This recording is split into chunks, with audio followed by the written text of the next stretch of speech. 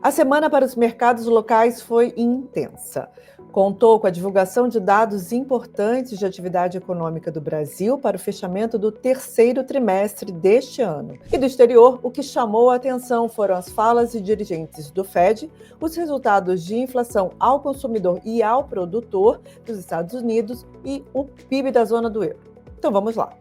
Na segunda-feira, teve a divulgação pelo Banco Central do Boletim Focus, que é a pesquisa que traz as projeções macroeconômicas dos agentes financeiros e mostrou uma deterioração.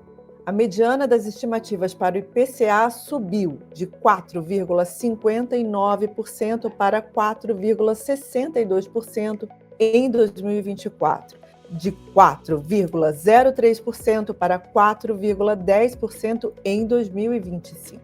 As projeções de Selic para 2024 e 2025 foram mantidas em 11,75% e 11,50%, respectivamente.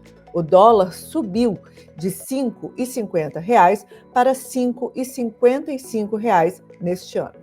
O efeito da vitória de Donald Trump seguiu influenciando o câmbio e os juros futuros na segunda-feira, dia 11. O dólar à vista encerrou a sessão em alta no Brasil.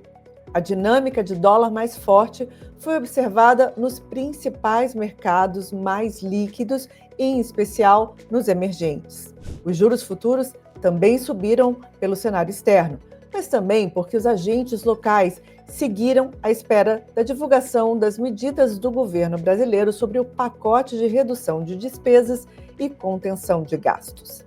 Na terça-feira, dia 12, teve a divulgação da ata do Comitê de Política Monetária, o Copom, relativa à decisão do colegiado de subir a taxa básica de juros em 0,50 ponto, saindo de 10,75 para 11,25 ao ano. O mercado estava atrás de pistas sobre a chance de uma nova aceleração do ritmo de aperto e sobre o ambiente de crescente incerteza fiscal. O que a ata mostrou, então, foram sinais indiretos de que prefere seguir com uma estratégia gradual de alta de juros, com altas de 0,50 ponto percentual por reunião e reagir a eventuais pioras no cenário inflacionário com o prolongamento do ciclo de aperto monetário.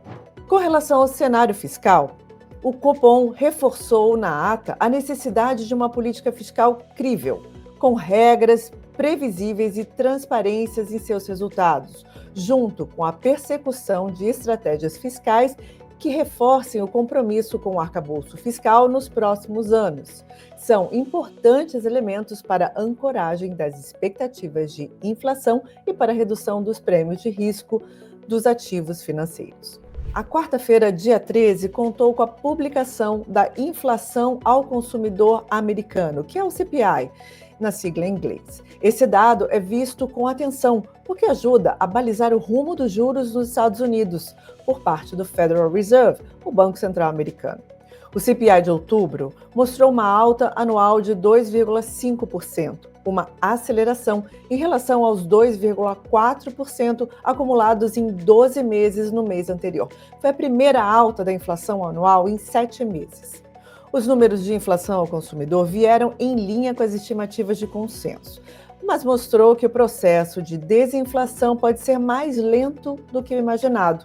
Não é à toa, a presidente do Fed de Dallas, Lori Logan, afirmou que o BC americano deve continuar seu processo de flexibilização monetária, mas deve se manter cauteloso. Na mesma quarta-feira, o diretor de política monetária do Banco Central, Gabriel Galípolo, afirmou que é, abre aspas, voz comum, fecha aspas, entre as principais autoridades monetárias do mundo de que há um processo de desinflação que vem caminhando.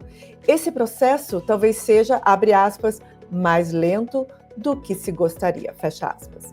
Com relação ao fiscal, o ministro da Fazenda, Fernando Haddad, falou a jornalistas e a sua fala ajudou a reduzir um pouco a alta que vinha pressionando os juros futuros na quarta-feira. O Ibovespa diminuiu o ritmo de queda e fechou perto da estabilidade. O dólar, por sua vez, fechou em alta, impactado pelos dados da economia americana. Haddad deixou em aberto a possibilidade de incluir mais medidas ao pacote fiscal e afirmou que estava falando de uma, abre aspas, regra sustentável para a vigência longa, fecha aspas. Na quinta-feira, dia 14, saiu o PIB da zona do euro, que cresceu 0,9% no terceiro trimestre na comparação anual. O dado veio em linha com o consenso de economistas.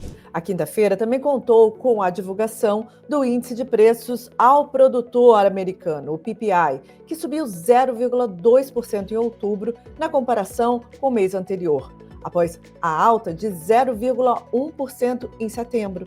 O dado também veio em linha com o consenso de analistas. No mesmo dia, o presidente do Banco Central brasileiro, Roberto Campos Neto, participou de um evento em que aproveitou para enfatizar a necessidade de um programa de estabilização fiscal grande como forma de diminuir o prêmio de risco e os juros de longo prazo no país. Além dos desafios fiscais, Campos Neto destacou que a inflação no país parou de convergir em direção à meta de 3% em algum momento, e as expectativas têm desancorado ainda mais. Ao longo de toda a semana, os participantes dos mercados esperaram pelo anúncio do governo relativo ao pacote de gastos, que acabou não acontecendo até o dia de hoje, quinta-feira. A quinta-feira também contou com a fala do presidente do Banco Central americano, Jerome Powell. Ele disse que os sinais recentes de saúde da economia americana permitem que o Banco Central tenha mais tempo para avaliar o ritmo do afrouxamento monetário dos Estados Unidos. A economia não está enviando nenhum sinal de que precisamos ter pressa para reduzir as taxas. Suas considerações trouxeram volatilidade ao mercado de juros no Brasil e nos Estados Unidos no fim da sessão. O dólar na semana teve valorização de 0,91% contra o real. O Ibovespa na semana teve queda de 0,3% na semana. Lembrando que sexta-feira, dia 15, é feriado no Brasil, proclamação da República, e os mercados locais estarão fechados.